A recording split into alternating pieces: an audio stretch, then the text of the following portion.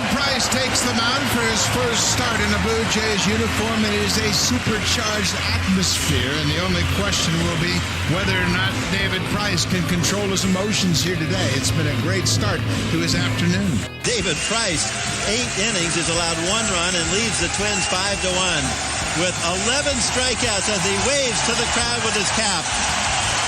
What a moment. He pats his heart, walks down the steps of the third base dugout, and the Blue Jays right now are certainly enjoying David Price, and he's certainly enjoying this environment. Different class of pitchers in the league. You know, anybody who's pitching, starting pitcher in the big leagues is good, you know, and then there's the guys, you know, that kind of separate themselves. And, you know, David's at the top. He's one of those guys, but that's what they do. You know, and a perfect example is, I think it was the 4th inning, he's got the bases loaded, no outs. You know, he gets out of that unscathed, and then, but even beyond that, that's when a lot of guys cave after that. You know, it takes so much out of you to finish an inning, and then it gets tougher the rest of the game. They don't last 8 innings anyway. So that's kind of a telltale sign right there. And I think he really enjoyed it. You know, he's a very, very focused guy, and great way to make your debut for your new team.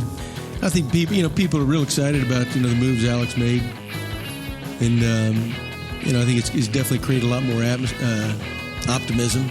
That's for sure. And we've responded. We played pretty good during that stretch, which is the key part of it. So, but yeah, it's when a full house, when they're into it, it's definitely a different feeling.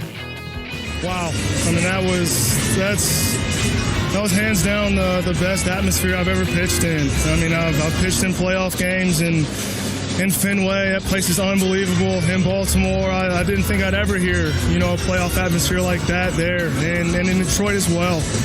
And in Tampa, it's in that dome with those kettlebells. It gets really loud, but today, that takes the cake, man. That was crazy.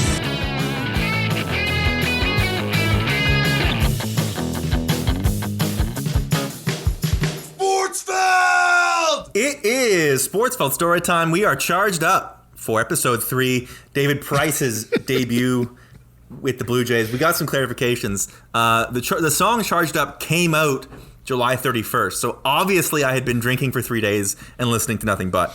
Obviously. I mean, I feel like there was is that the summer where If You're Reading This came out? Because I feel like Drake had a big part. Drake had a big part in soundtracking the 2015 Jays. Like, as you said, there's the aforementioned back-to-back, and then obviously Big Rings was like the anthem for September. Yes, If You're Reading This came out February 13th, 2015. Energy was his single. It came out July 10th. Right. So, yes. Absolutely correct. Right, and then obviously Jose had it as his walk-up music, and yes, it kind of went from there. What a Time to Be Alive came out in September. So that's probably, I believe Big Rings was on What a Time. So that would have been just in time for the playoff run. As well, OVO Fest this year is when you get Kevin Durant in a fucking David Price jersey of all things. Right. And we were all convinced it was happening. I talked to Kevin Durant during the game. He came just to see you and thought it was amazing to be a part of this. And also, I showed you that video of him cheering with the rest of the crowd. What do you think of that when you see a guy of his stature here, like a fan watching you? That blows me away.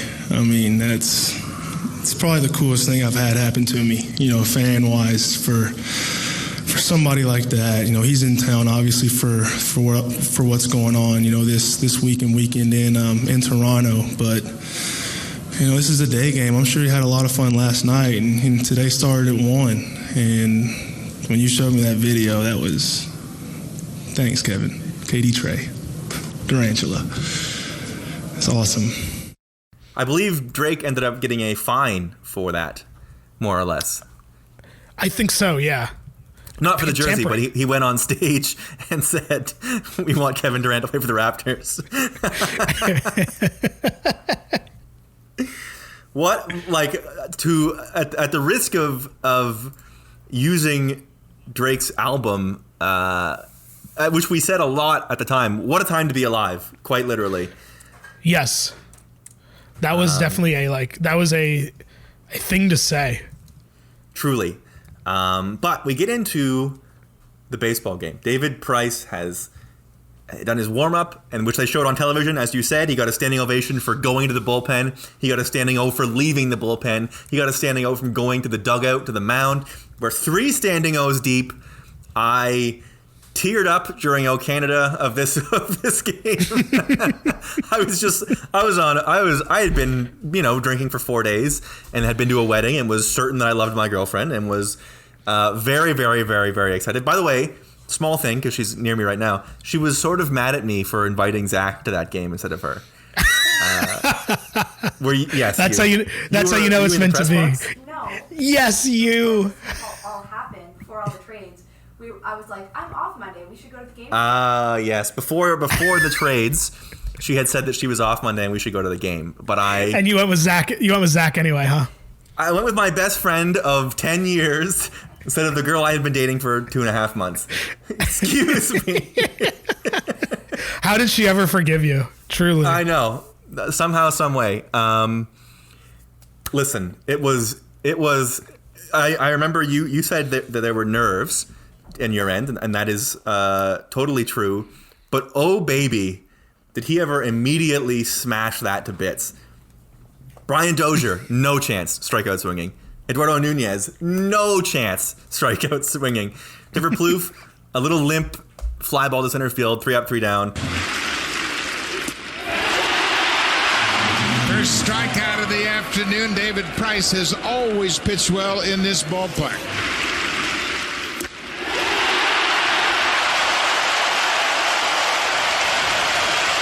Between those two pitches. There's a high fly ball to center. Pilar battling the sun, using that glove as a shade. David Price has an inning under his belt as a Blue Jay. The place is like, we're going nuts. We're hugging strangers. We're screaming. And I will say this. Obviously, there's been a lot of great moments that happen in this run. This run specifically. I don't know that there was a better top to bottom, the whole day is just gravy, than the David Price start, because they were still a 500 team, but it was the first big sellout other than the Royals game the day before. But it was this huge event, as you said. You couldn't get in, and we were waiting for this one thing to happen, and it delivered on every end. The playoffs obviously were exciting, and the bat flip is a great moment, but it's preceded with such a low, and there's nerves and there's things on the line. David Price Day, start to finish, is just pure ecstasy as far as it goes. Yeah. Oh man, because it was that perfect blend of a game that wasn't actually high stakes. So if they had lost, it would have been a letdown, but it wouldn't have been like how we felt after game 2 of the ALDS kind of thing. Mm-hmm. Like it was like we said, it was an early August game, but it had that perfect mix of being low stakes, all things considered, and then also being a celebration of the fact that the Blue Jays were finally doing something and going for it, and then being a celebration of the fact we got David Price, and then being a celebration of the fact that David Price was awesome. Yes. It wasn't all, he didn't totally mow everybody down. He pretty much did, but there was some, in the second inning, Torrey Hunter hit a home run. It was 1-0 Twins, and it just, he just didn't even blink. Immediately struck out the next 2 guys. It was absolutely nothing. There's a couple things that I really took from this that I would just man, I haven't seen a Blue Jays pitcher do that since Halladay, and it was, he bounced back from a home run, and we'll talk about this in the 4th inning, but he just didn't let things rattle him. It was so incredible and so impressive. The Jays get it back immediately in the bottom half because Ryan Goins hits a home run.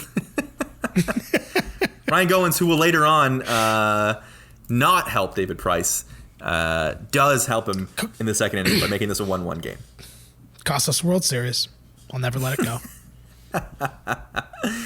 In the 3rd, Kurt Suzuki hits a ground rule double, and it's maybe David Price is going to get not perfect, but he gets a bunt pop out. That's stupid.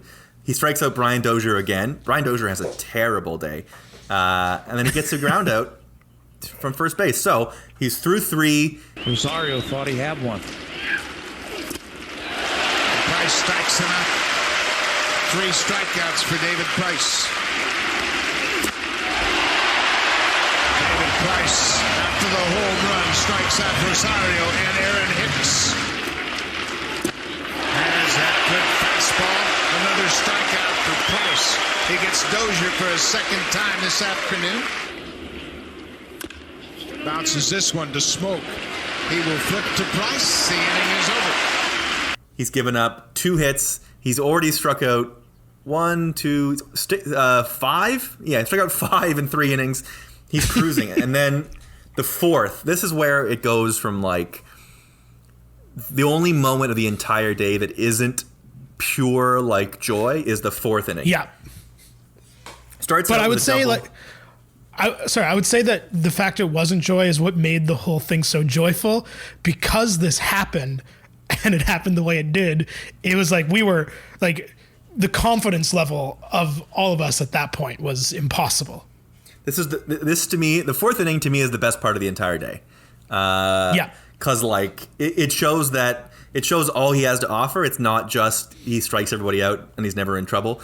Trevor Plouffe doubles, Miguel Sano walks, and then Torrey Hunter, who hit the home run, also walks. So bases loaded, nobody out, 1-1 game, heart of the order coming out.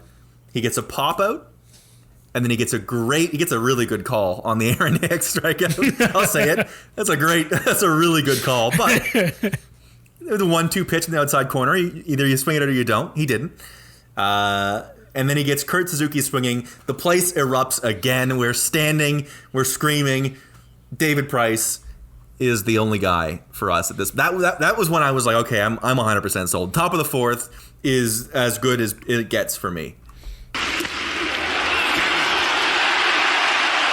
Price makes a perfect pitch on the outside corner. Hicks strikes out for a second time.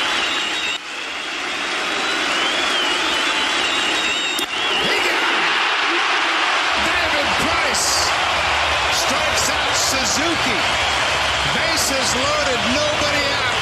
Tulowitzki makes a fine catch on a pop-up in center, and then David Price takes over. He strikes out Aaron Hicks and Kurt Suzuki to leave the bases loaded. David Price pitching out of a tough jam in the 4th. You were cruising along until about the 4th inning, but you got yourself out of that bases loaded, nobody out jam. What's going through your head? What are you telling yourself as you're battling through that inning? Just get this first guy in and see what happens. You know, if I can get that first guy with nobody scoring, I'm 1 pitch away. And that was my mindset. And Tulo made a really good play on that shallow fly ball to center and turned around and made a good throw home. And then, being able to get those next 2 guys was very big. Kurt is a guy that's always hit me really well, and he's always putting together really good at-bats. And being able to get him for that 3rd out was huge. Oh, yeah. That was like when the Raptors got Kawhi.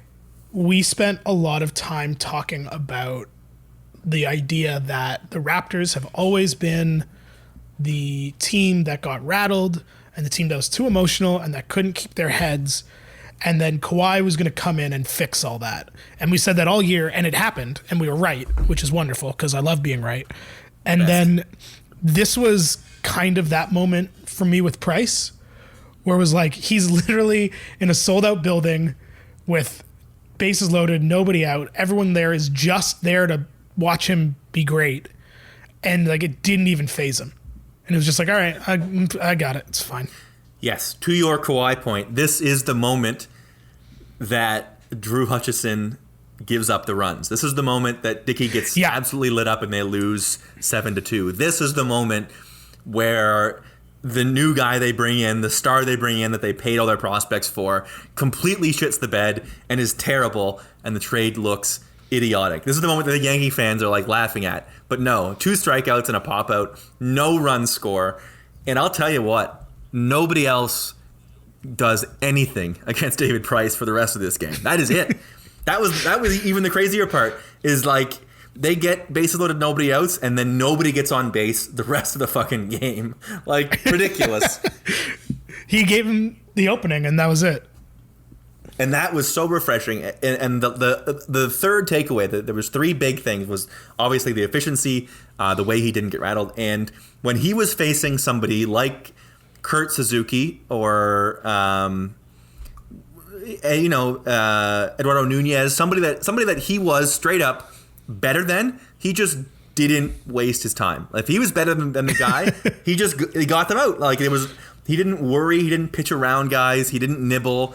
It was very Halladay-esque in that way, that if he knew he had the advantage, he dared lesser hitters to do something about it, and they basically never ever did. Yeah, and it was really fun watching, like, from the style of that Blue Jays rotation didn't have the guy who was just like, here's a 97 mile an hour fastball, fuck you. Yeah. Like, Stroman's the ground ball guy. Burley was Mark Burley. Dickey obviously had the knuckleball. Estrada was the changeup guy. All very fun to watch in their own ways. But Price was the only one who was like, you're just not hitting this. Yeah. Like, there's nothing you can do. I'm placing this on the corner and it's going 97 and you're not touching it.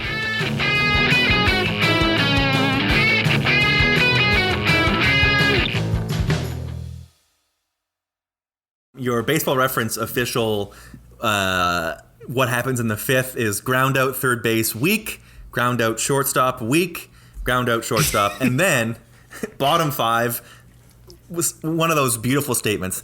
Tulowitzki singles, and then Josh Donaldson. I mean, what do you think happens? Josh Donaldson with a runner on. Forget about it. I think we're charged up. We're going to I don't think that Josh Donaldson's 2015 is fully appreciated, as much as an MVP season can be. That's a take, because he gets thrown into like best Blue Jay conversations. He doesn't ever win them, but he gets thrown in there with basically on the strength of this year and next year. I just feel like it wasn't even that, not even stats wise, but he had that air about him where it was just like, oh, okay, he's hitting this out now. Yeah. Like, he was the guy who every game where it mattered, you were like, all right. As if he ended that season with a walk-off home run in the final home game of the season. I will never.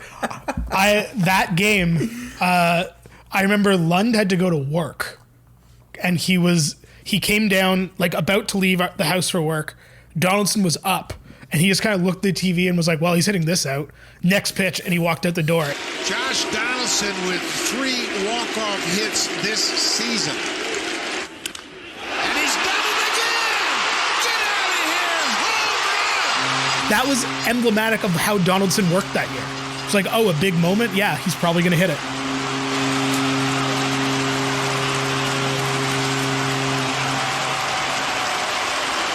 That's how you win an MVP award. Hits like that. His 10th career walk-off hit. His 3rd walk-off home run of the season. I think he just won the MVP this afternoon with that hit.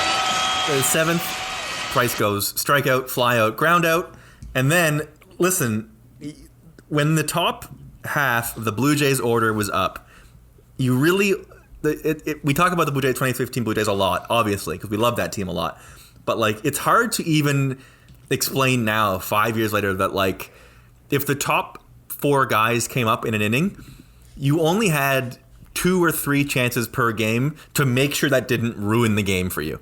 Like, legitimately getting through that was the whole game of the team. Tulowitzki walks, Donaldson grounds out, Batista strikes out, Edwin hits a single, Smokey hits a single. Now it's 4-1, and I want to say Price is well over 100 pitches already and is not coming out of this game. Changeup. Tulowitzki is short. In plenty of time. Sano chases that changeup. Another strikeout for Price. 8. Hunter strikes out.